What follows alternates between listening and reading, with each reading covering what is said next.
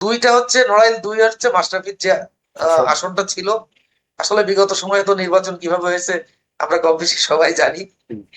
যার কারণে মানে ভোটারবিহীন নির্বাচনে যে অবস্থা হয়েছিল সেটা এখন আওয়ামী লীগের উপরেই মূলত ধানের শীষের প্রার্থীরা নির্ভর আছেন। কারণ এখানে এই দুইটা আসনেই এখানে মূলত সনাতনী ধর্মাবলম্বীদের একটা বৃহৎ অংশ এই দুইটা আসনেই তাদের ভোট আছে। তারিকুজ্জামান লিটুর কাছে নড়াইল, আপনার জেলা এটা নড়াইলে তো দুটো আসন আছে। এখানকার ঠিক। পলিটিক্যাল ডায়নামিক্সটা একটু আমাদেরকে সাথে শেয়ার করেন ছোট করে।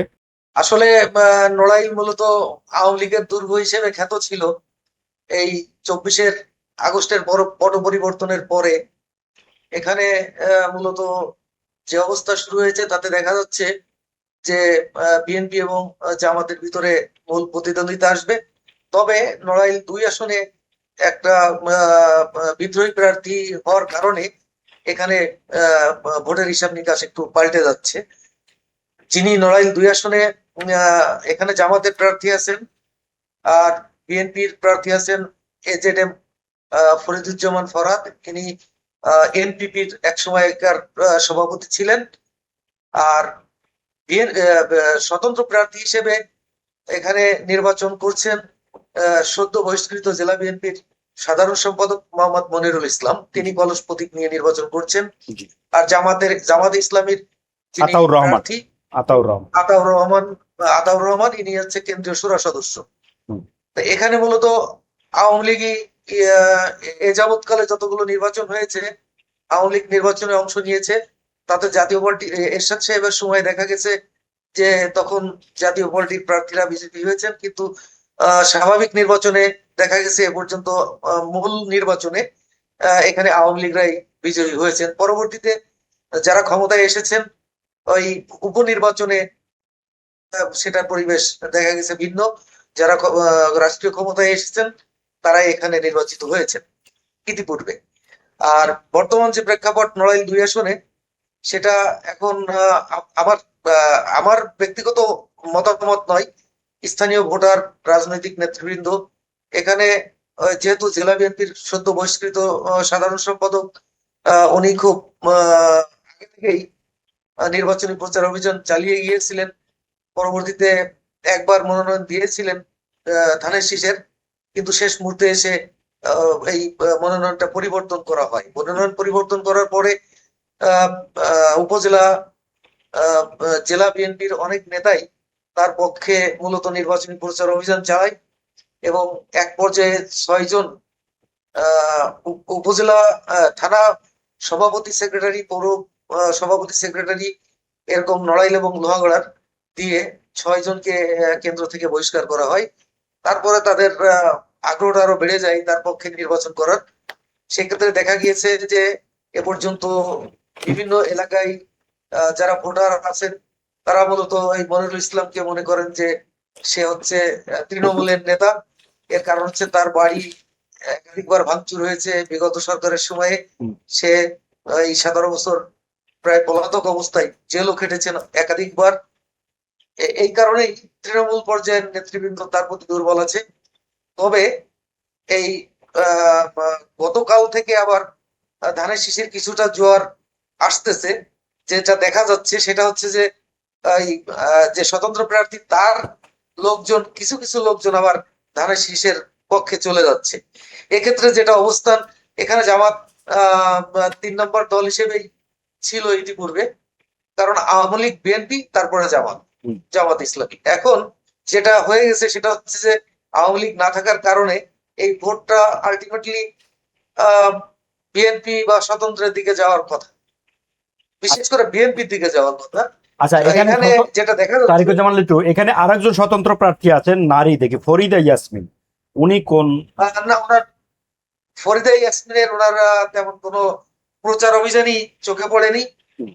এখানে মূলত ওই চোখে পড়ার মতো হচ্ছে ধানের শীষ, তারপরে দাড়িপাল্লা আর কলস আর হাত পাকা, হাত পাকা, অর্থাৎ তাজুল ইসলাম হাত পাকা।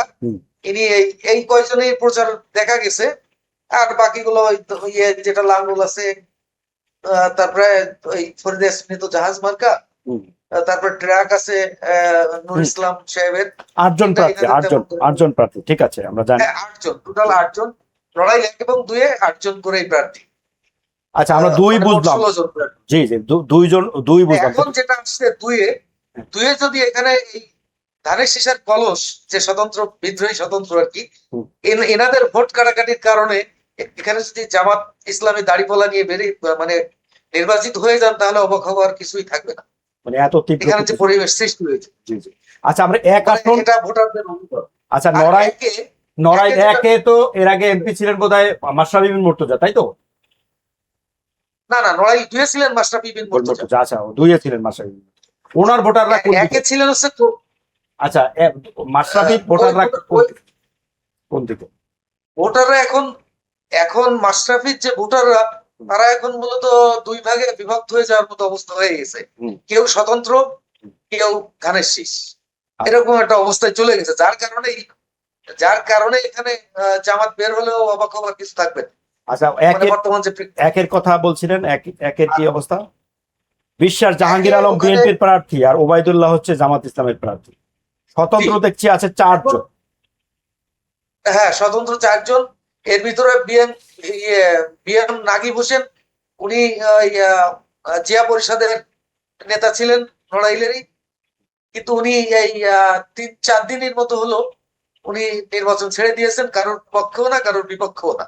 আচ্ছা। এখন বিএনপির কয়েকজন নেতা ওনার পক্ষে ছিলেন, তারা ইতিমধ্যে কালিয়া উপজেলা বিএনপির থানা বিএনপির যে সভাপতি এবং পৌর বিএনপির সেক্রেটারি, 2 জনই বহিষ্কার, সেন্ট্রাল থেকে বহিষ্কার করে দিয়েছে।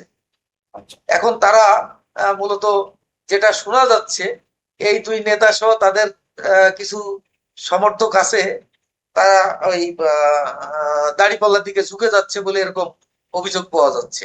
বিএনপির আর লোকরা পাশাপাশি দাঁড়িপাল্লায় ঝুঁকে যাচ্ছে, ওখানে- ইন্টারেস্টিং তো। জি, কিন্তু ওখানে ধানের শীষের বিজয়টা বলা যায় যে অনেক, দাড়িপাল্লা থেকে অনেকটা এগিয়ে ধানের শীষ।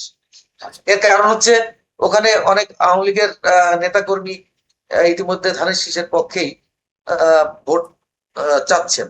যেহেতু আওয়ামী লীগ নাই বর্তমান নির্বাচনে, সে কারণে ওখানেও ওরকম ধানের শীষ বিজয়ী হবে বলে ওই এলাকার ভোটাররা বা যারা রাজনীতি করেন মূলত, আমাদের যেটা চোখে আসছে তাতে এরকম মনে হয়েছে যে ওখানে হয়তো কিছুটা সুবিধাজনক অবস্থায় আছে ধানের শীষের প্রার্থী। আমাদের এখানে মূলত দুইটা হচ্ছে নড়াইল 2 হচ্ছে মাশরাফির যে আসনটা ছিল। আসলে বিগত সময়ে তো নির্বাচন কিভাবে হয়েছে আমরা কম বেশি সবাই জানি, যার কারণে মানে ভোটারবিহীন নির্বাচনে যে অবস্থা হয়েছিল সেটা এখন আওয়ামী লীগের উপরেই মূলত ধানের শীষের প্রার্থীরা নির্ভর আছেন। কারণ এখানে এই 2টা আসনেই এখানে মূলত সনাতনী ধর্মাবলম্বীদের একটা বৃহৎ অংশ এই 2টা আসনেই তাদের ভোট আছে। সেই ভোটগুলো যে যত বেশি টানতে পারবে সেদিকেই মনে হচ্ছে যে ফলাফলটা যাবে।